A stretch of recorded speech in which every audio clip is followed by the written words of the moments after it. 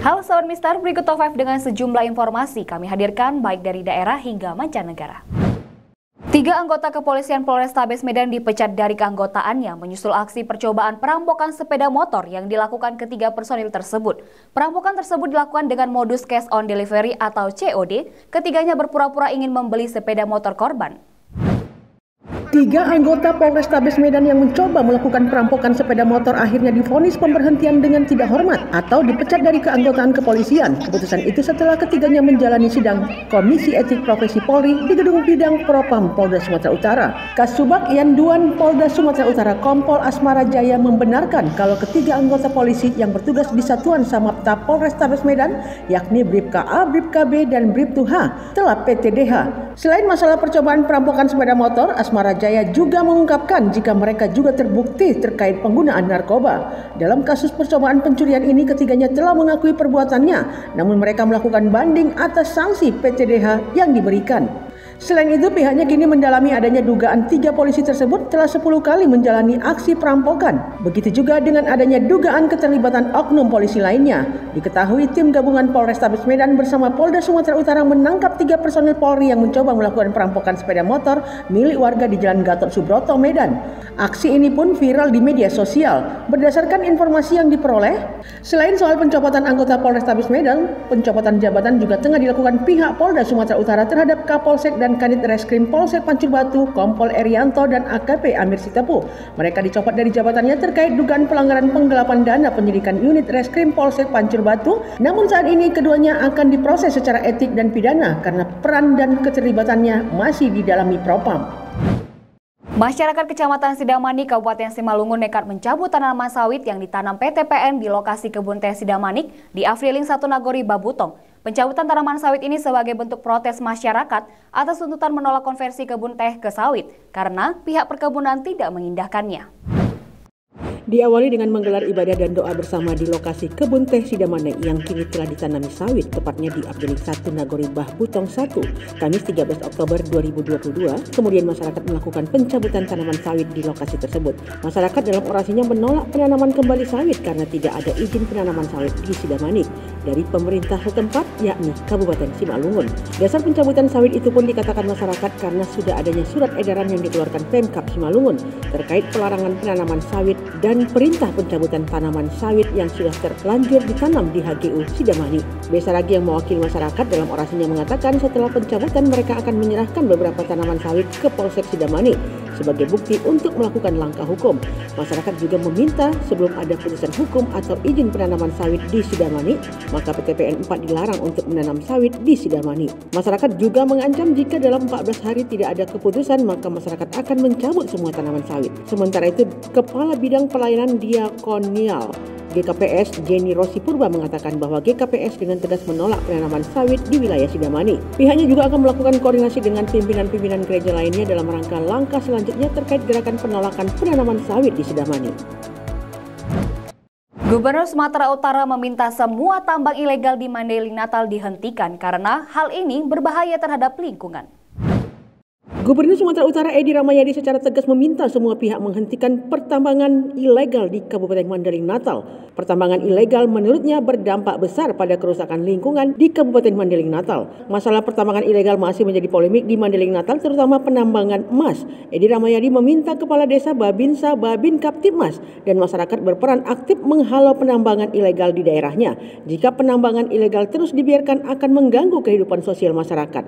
Salah satu dampak terbesar pertambangan ilegal adalah masalah kesehatan termasuk stunting di Kabupaten Mandailing Natal. Edi Rahmayadi berharap ini menjadi perhatian lebih baik pemerintah Provinsi Sumatera Utara juga Pemkab Mandailing Natal. Edi mengatakan tidak ada pekerja tambang yang hidupnya makmur karena pertambangan lebih besar lagi dampak buruknya. Tapi kalau mereka disuruh berhenti maka harus disiapkan alternatif pekerjaan lain, bertani, beternak atau yang lainnya.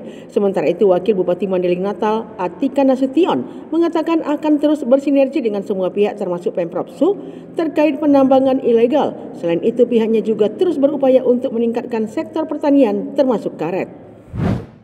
Gangguan kesehatan jiwa di Indonesia mengalami peningkatan, angkanya bahkan mencapai 64,3%. Dalam beberapa tahun terakhir, persentase masyarakat yang mengalami gangguan kesehatan mental meningkat. Direktur Jenderal Kesehatan Masyarakat Maria Endang Sumiwi mengungkapkan gangguan kesehatan jiwa dilaporkan meningkat sebesar 64,3%. Hal ini disebabkan baik karena menderita penyakit COVID-19 maupun masalah sosial ekonomi sebagai dampak dari pandemi. Makin tingginya persentase masalah kesehatan jiwa juga disebabkan oleh berbagai faktor. Salah satunya ketersediaan fasilitas pelayanan kesehatan dan tenaga psikolog yang masih kurang. Saat ini baru sekitar 50% dari 10.321 unit puskesmas yang mampu memberikan pelayanan kesehatan jiwa. Sementara sisanya belum memiliki layanan kesehatan jiwa. Layanan kesehatan jiwa di rumah sakit juga belum merata. Masih ada 4 provinsi yang belum memiliki rumah sakit jiwa dan baru 40% rumah sakit umum yang ada fasilitas pelayanan jiwa. Berbanding lurus dengan ketersediaan pelayanan kesehatan jiwa di Pasienkes dan puskesmas, jumlah psikiater yang ada saat ini belum mencukupi. Rasio psikiater di Indonesia masih sangat timpang, yakni 1:200.000 penduduk. Artinya setiap satu psikiater harus melayani 200.000 penduduk. Rasio ini masih jauh dari standar WHO yang mensyaratkan rasio psikiater dan jumlah penduduk idealnya 1:30.000. Tak hanya dari sisi jumlah, sebaran psikiater juga belum merata, masih terkonsentrasi di kota-kota besar saja.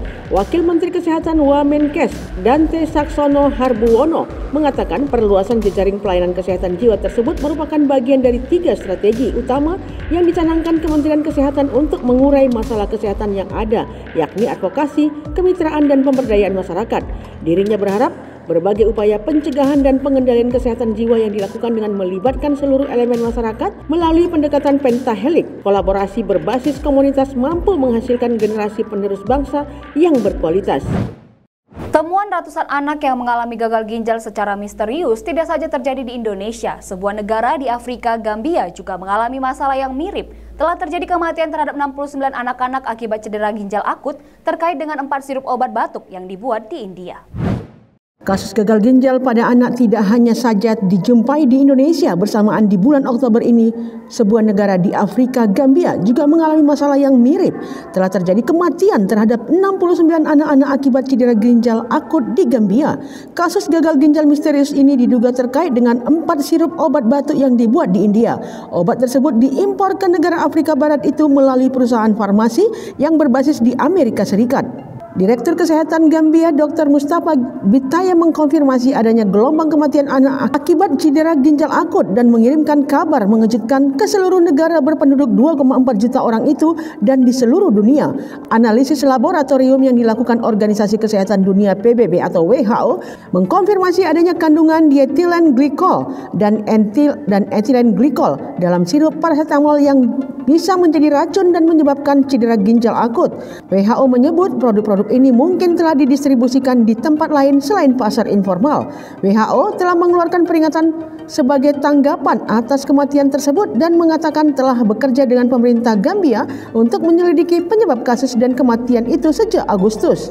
WHO telah mengeluarkan peringatan produk medis untuk 4 obat terkontaminasi yang diidentifikasi di Gambia yang berpotensi terkait dengan cedera ginjal akut dan 69 kematian di antara anak-anak. Direktur Jenderal WHO Tedros Adhanom Ghebreyesus mengatakan hilangnya nyawa anak muda sangat menyedihkan bagi keluarga mereka. Keempat obat tersebut adalah sirup obat batuk dan pilek yang diproduksi oleh Maiden Pharmaceuticals Limited di India. Sementara produk yang terkontaminasi sejauh ini hanya terdeteksi di Gambia.